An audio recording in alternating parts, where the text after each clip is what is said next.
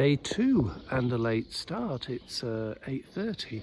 The sun's coming up. It's chilly, but I'm ready to go after a great night's sleep and attending to my feet.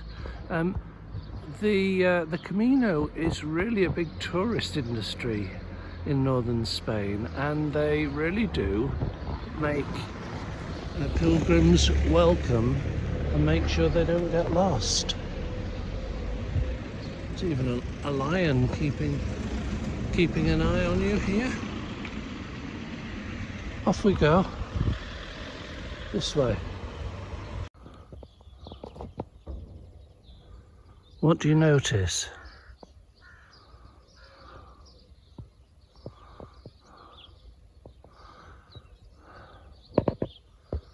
A field of corn, maize, unharvested and dead on the stalk. Acres of it, or sorry, hectares of it.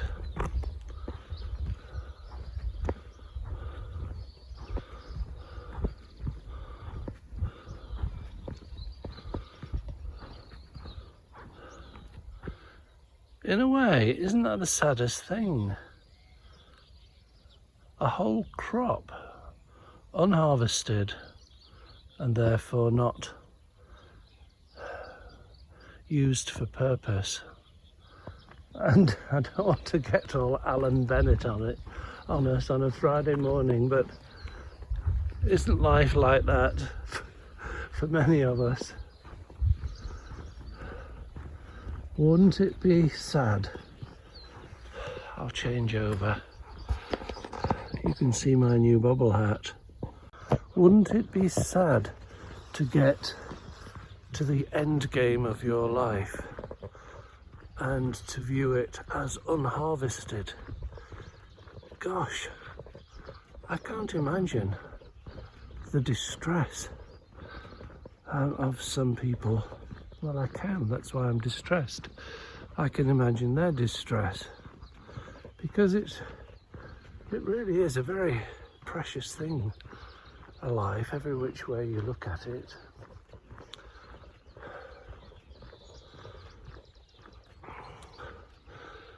Well,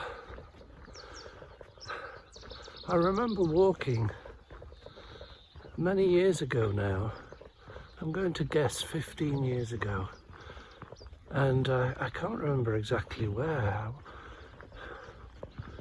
but it was in Europe, and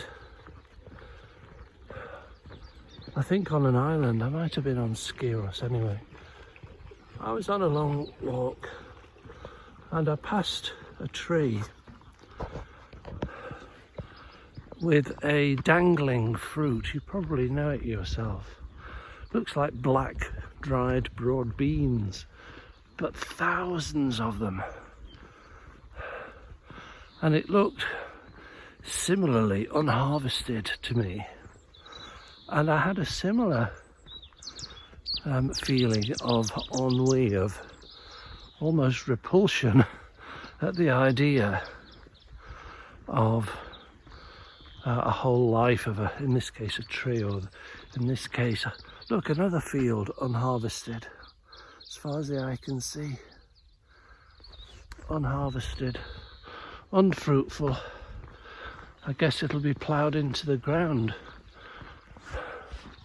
I'm guessing the only possible reason why this field is left unharvested, and there's another one coming up, I'm guessing there's a death of the farmer, and there in Spain there are very often legal wrangles over land and property, and in this case maize crops,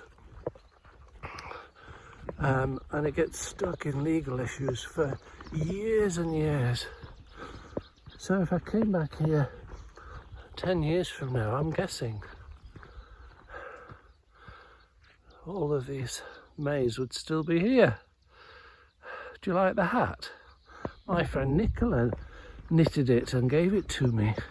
She is an absolutely brilliant knitter. She has many other talents as well, does our Nicola. She's Austrian from Montana, and you will have seen her interviewing John in the Inside Story videos on the Spiritual Unfoldment channel, of which she has now recorded, I think, 36. The whole of John's book, Wonders of Spiritual Unfoldment. I think they've got to the end now. She's just been in England. She's just been to visit us in Bakewell, and she very kindly gave me this hat, and it's much needed. Although it's sunny, at 9 o'clock in the morning, it's only 4 degrees in low sun. She also very kindly gave me some gummies, which helped me sleep last night. And I am just noticing now, I am absolutely pleased to say that it helped enormously, but also my achy back has recovered. This is great news. And my feet are okay, a little sore spots, but my feet are okay. Anyway, back to the plot of the tree with the dead fruit. I was so shaken by this. I remember, and I wrote down in my journal at the time, "Don't let this happen to you, Phil." And I made a sort of resolution, a pact with myself, not to let all of the things, the projects that I'd planted, just wither on the vine. And I had, as usual, many projects in progress, but some of them not bearing fruit. And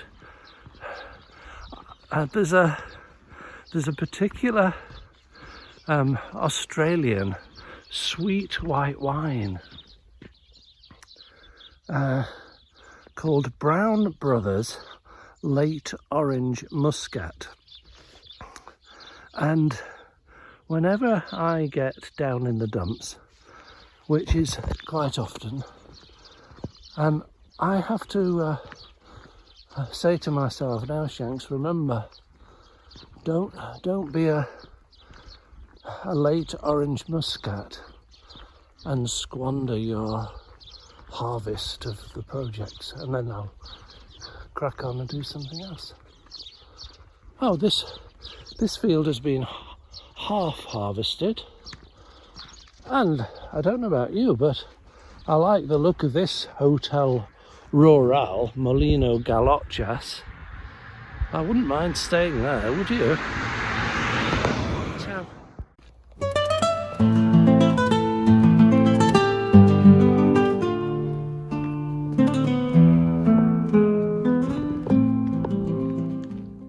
Only 300 kilometers to go, hurrah!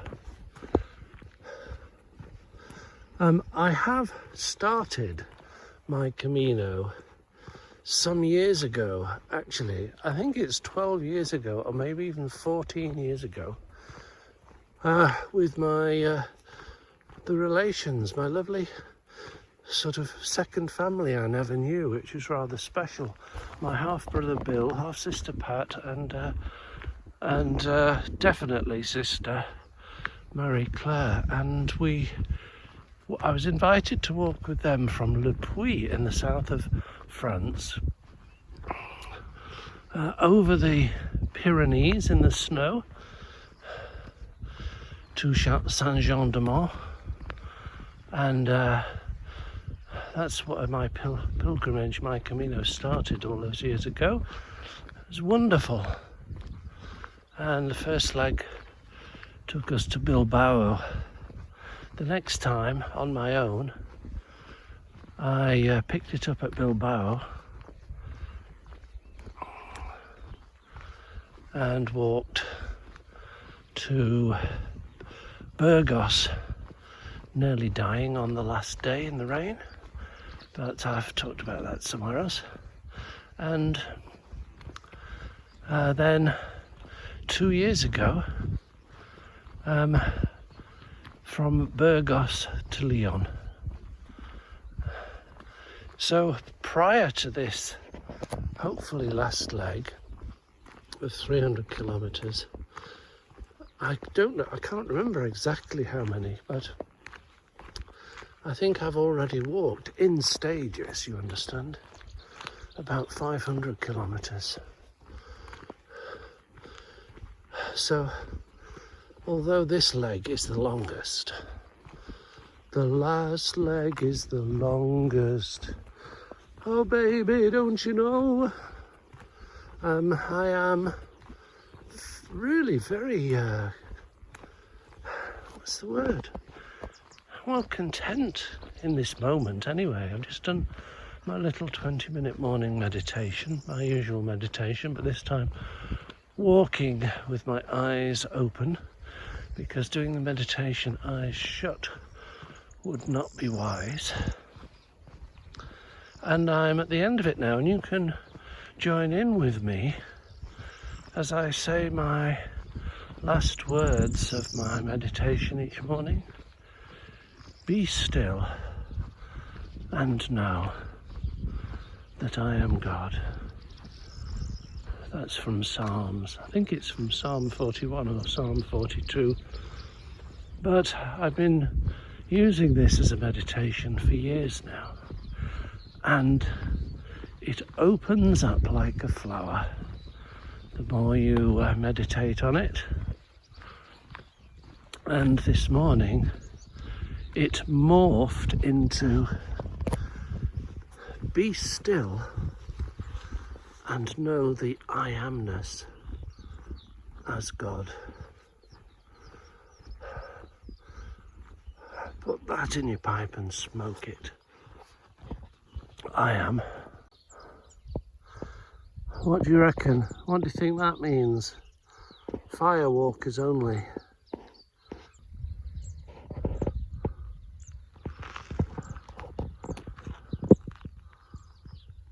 I think it's this way. You really don't need a map for directions on the Camino, the whole length of it, because it is well signposted. What you do need is some reference to the distances between hostels. That's really the only and most important thing.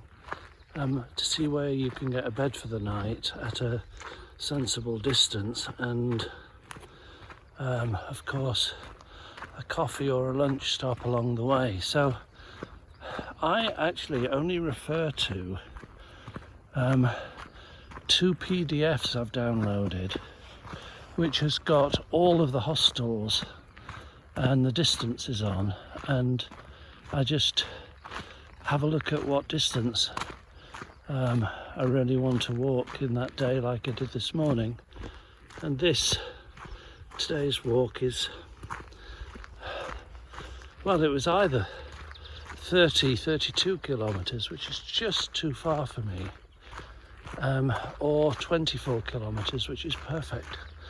So surprisingly, I've done 10k this morning in the first couple of hours.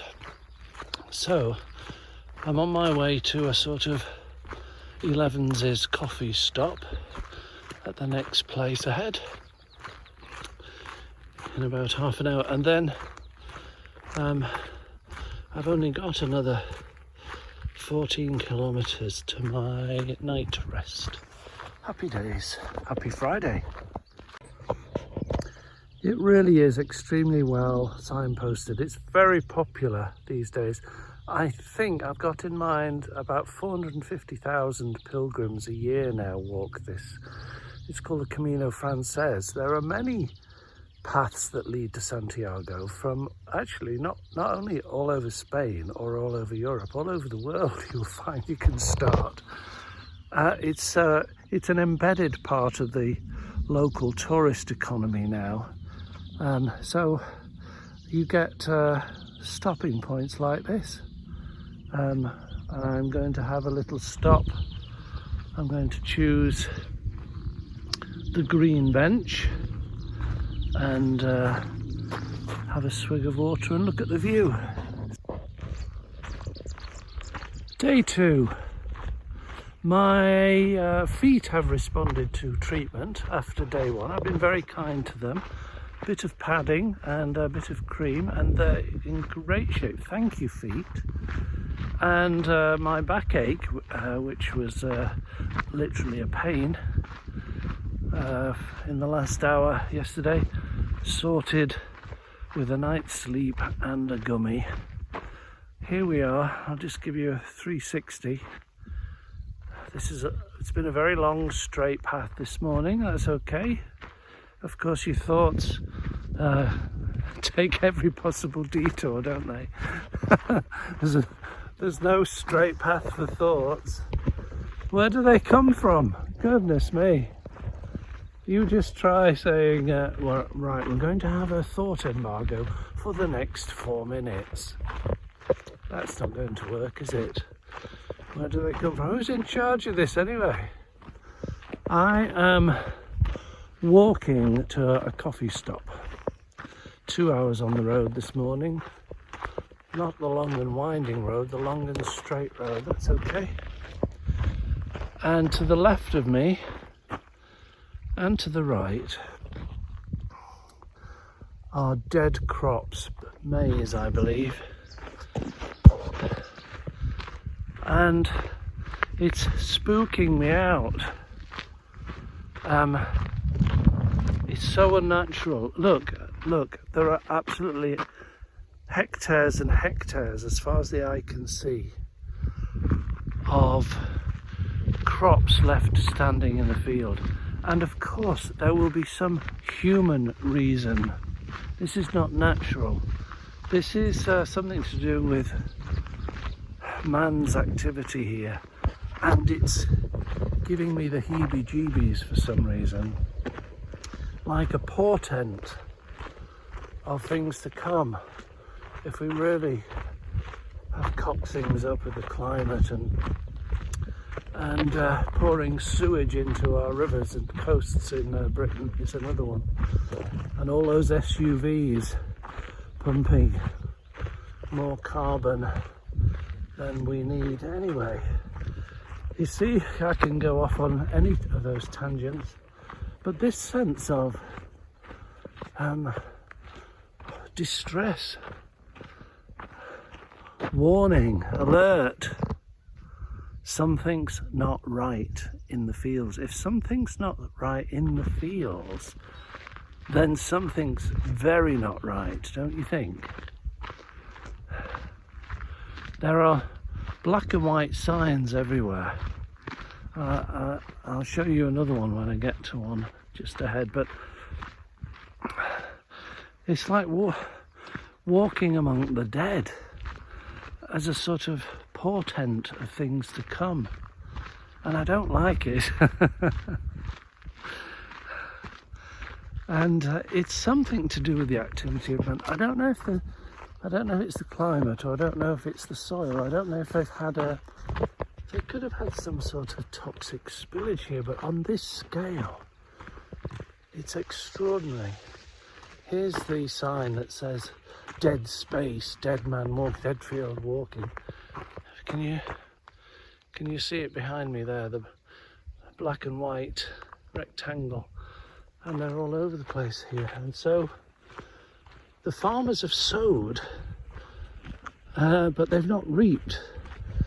And knowing a few farmers now, the only reason they will have not reaped their harvest of maize is because they will have been paid by the government to leave it in the fields for some reason, which I can't yet fathom.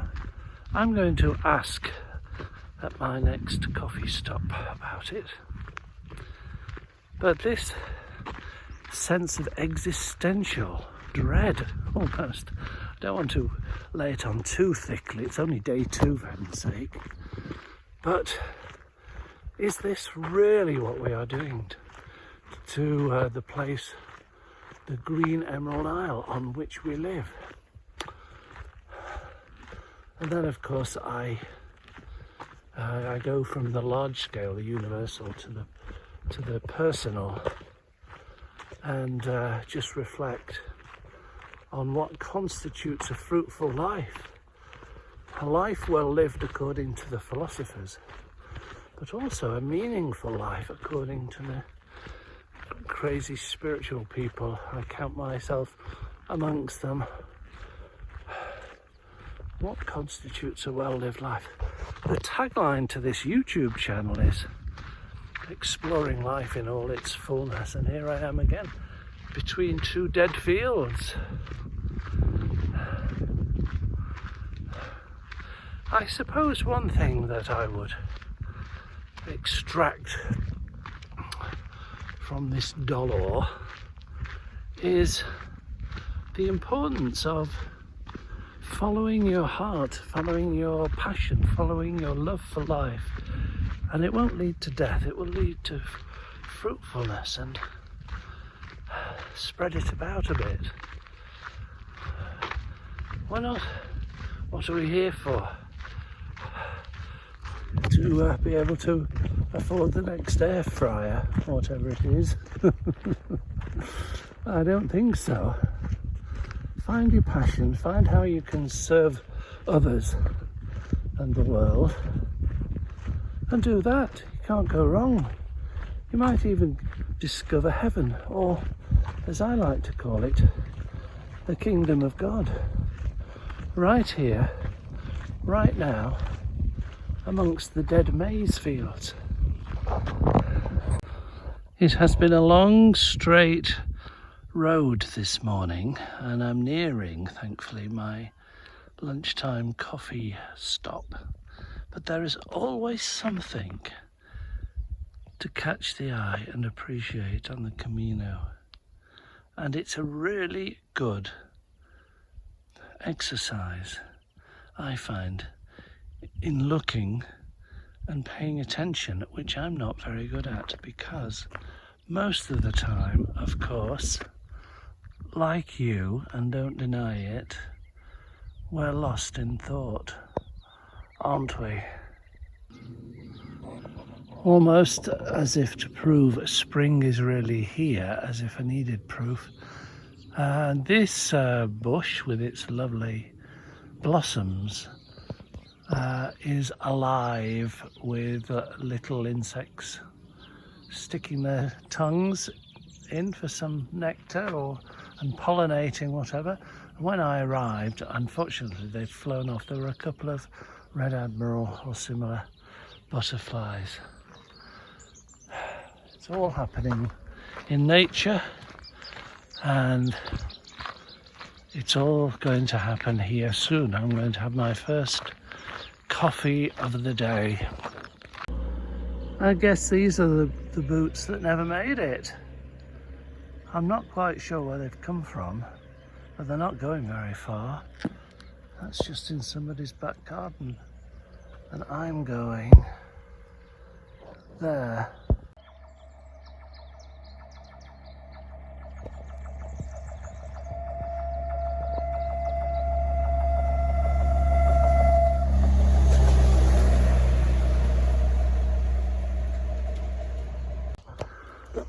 How do you deal with little disappointments?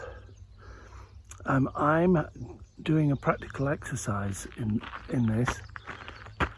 I walked for 2 hours to get to a coffee stop in a little, very tiny hamlet village, and nowhere is open. The normal hostel is closed. It's not open season yet. And there's no cafe, no bar, no supermarket. And so I have a little sit down, swig of water, and go on to the next place, which is another hour away, rather worryingly called hospital, or L'Hospital del Orbigo, I think. And then you come to a turning, and this is what you see. From just next to the railway track, round the corner, And this is my next half-hour walk with, can you see them? Snow-capped mountains in view. What a lovely way to spend the next half hour. And that's how to dispel disappointment. Just go on to the next. It's very flat around here. Rich earth. Lots of watercourses. But for human consumption, every town has a water tower, it seems to me. And I don't know if you can see, but on top of the water tower is a nest. And in the nest right now is Mr. and Mrs. Heron. And however many offspring they've got, I can see 1, 2, 3, 4 on the edge of the roof. So they make use of it. But when we get into this little village and it's got a church with a tower, I'll be surprised if there wasn't another heron's nest on the top of the church tower. I'll show you in a moment. Well, this is a bit special. We're just about to cross the Rio Orbigo, and this is a little town called Hospital del Orbigo, and they've got 2 very long bridges, causeways. What a way to enter your town. This looks like a very old pack horse bridge, I'm guessing. I don't know how old that is. But then there's the dry stone wall, looks modern. But there's no river. I don't know what that's about. Let's go and explore.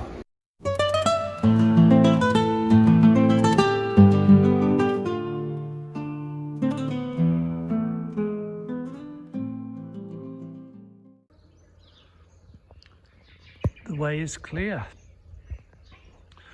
I don't know about you, whenever I'm travelling and I see a place for sale, wherever it is, I think, oh, I could live there. I do, and I think I could live there. It's a funny thing, especially with lovely, pretty cat like that as a neighbour. Why wouldn't you?